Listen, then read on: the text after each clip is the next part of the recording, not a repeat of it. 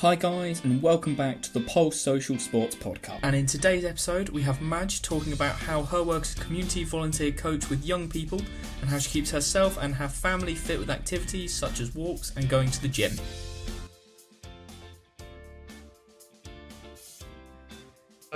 So first of all, it's just how did you get involved with kind of volunteering, and how did you get into it? It started off with my housing association, so they wanted some community champions. I think it was wellness champions, something like that, and they were offering residents the chance to train as gym instructors as part of that. So that was when I started formally doing some training. I'd always enjoyed sport and enjoyed being around other people. I worked in gyms, worked on reception, enjoyed the environment. So I thought that it would be like another step in terms of helping other people to enjoy that environment. So I thought if by training up, I could then get people into going to the gym if they weren't confident, or some of the things they had us helping with was things like helping older people, chair-based exercise, just helping them with remaining mobile. Yeah, no, absolutely. And you also you mentioned earlier that you had an injury that kind of halted the gym progress a little bit. Yeah, so partway through, I think it was actually the first day of the gym instructor training. It was hilarious. It was in Sobel Sports Centre in North London. And we had one day, I think, and by the next day I'd had to have an operation for a shoulder injury. So I did the rest of the course one-sided, but did persevere and did finally do the practical side of it.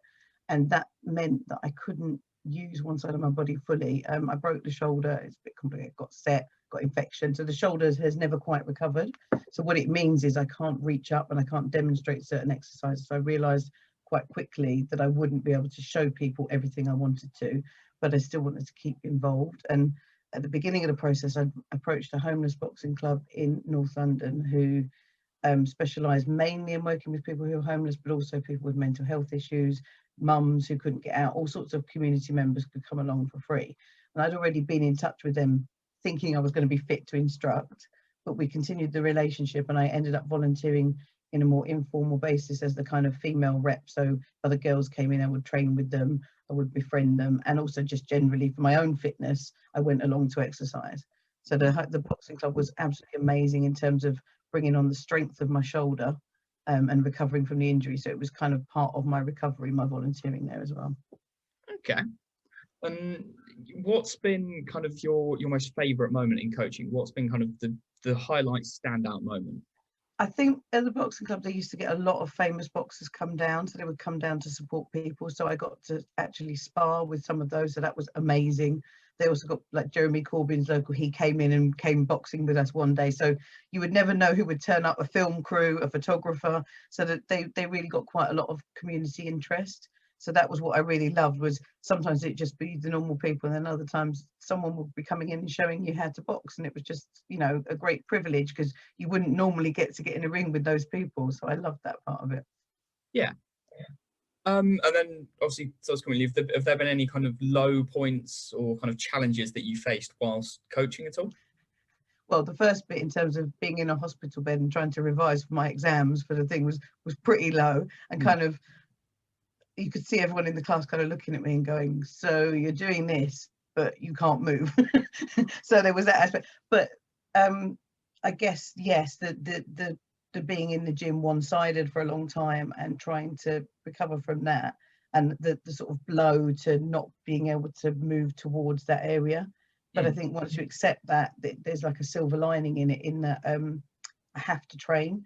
If I don't exercise, my shoulder hurts. So for life, I have a little nagging voice in my head that says, you better go to the gym this week, you better go swimming this week. And actually that's a positive, because without that, sometimes you get lazy. But when you realize that you have to do it, it's not like, oh, for vanity, or, you know, oh, I suppose I should do it because everyone else is doing it. It's actually, I have to do it or I suffer. So the positive out of it is it's given me that motivation. Yeah, no, absolutely. And so you mentioned obviously coaching. What people do you coach, and what kind of sessions do you run? Also, you mentioned the boxing as well. Yeah, so in terms of the formal things that I did was chair-based exercise in old people's homes. So going in and just getting them familiar with moving around, balance, one-to-one things. So perhaps going with a friend to the gym and helping them to become confident, or kind of on the community champion level, just always talking about sport, always signposting people, always promoting sport and promoting the things that are happening locally, and just with families, trying to get families involved, and just generally kind of helping people to realise what's accessible for free, or at very low cost, what they can do outdoors.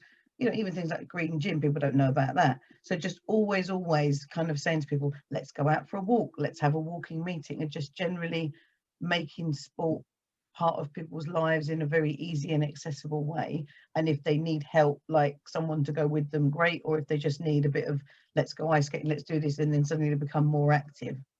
You mentioned green gym. What's green gym?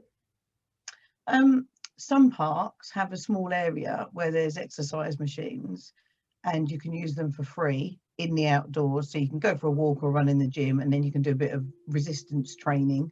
Yeah. And they're pretty basic, but some places have like pull-ups and a couple of weights machines. And actually, if you can't afford to go to the gym, it's an easily accessible thing. There's other outdoor stuff which is really interesting, things like our parks, and other sort of free or low cost outdoor exercise sessions. So people don't know about park run. So sometimes in the community, just telling people these things exist, and they go, oh, actually, yeah, I wouldn't mind getting back into running. And that little conversation could be the spark of them getting back into exercise. Yeah, just kind of a gateway through. Yeah, absolutely.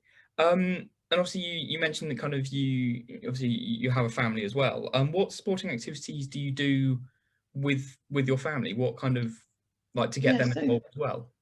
Well, swimming, they've been going to swimming lessons since they were babies. So we can go swimming together if we want to, but generally it's me, like they're going swimming and I'm going to the gym. So we go there together, but they go off and do their own thing. Yeah.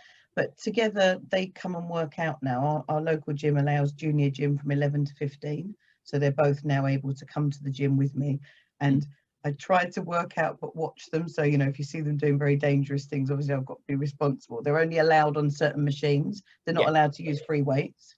They're not allowed to use some of the cable machines, but other than that, they're kind of allowed free run of the gym. So it's really nice to watch them going around and learning, because as a young woman myself, a boyfriend got me into sport, but if he hadn't have done that, I don't think I would have been confident in the gym. I don't think I would have been able to go to the gym, see lots of big men working out and think, yeah, I belong here.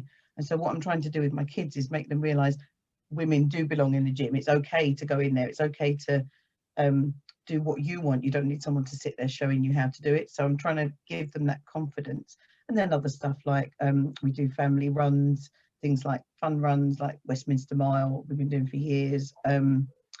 We did one that finished in the Olympic Park, and it was amazing. They got to run with Joe Pavey beforehand, practice running and get some running tips from her. And then we did a run that finished in the Olympic Stadium, and they got to see themselves crossing the finish line. So you get some really nice things with a fun run. They get a medal, they get to enjoy it, and it gets them into that kind of slightly more competitive idea of being first, so they can run faster than me now, and they just love like tearing off and going, yeah, see you at the end. Yeah. See your mum. And also you mentioned kind of obviously get going, like being a first-time gym user. I think it's quite daunting for anyone. But if you had like a bit of advice to give people, what would it be for someone kind of first starting out in the gym?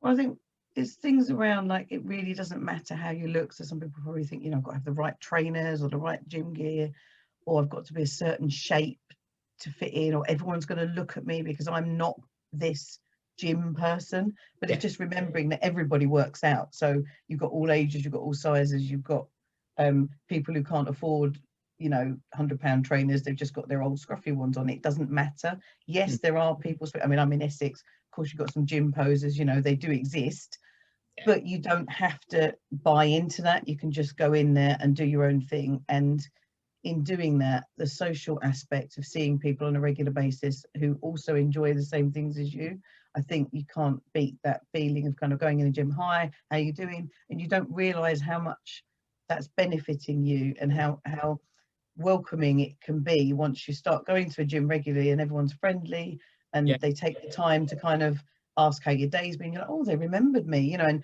you might feel like when you're first going into a gym, like, oh, it's all so daunting, but actually in a short period of time, you will become a regular, and you will be kind of maybe showing people how to do things or helping out or being friendly. So it's just once you become part of somewhere, really doesn't take long to feel at home. No, I couldn't agree more. Just wanted to say a massive thanks for coming out and thanks for talking to us today. Okay, no worries. And that's all we've got time for today. Thank you, Madge, for coming on our show and being one of our guests. And of course, thank you to all of our listeners as well. It's been great having you, and as ever, looking forward to next time. All the best. Bye.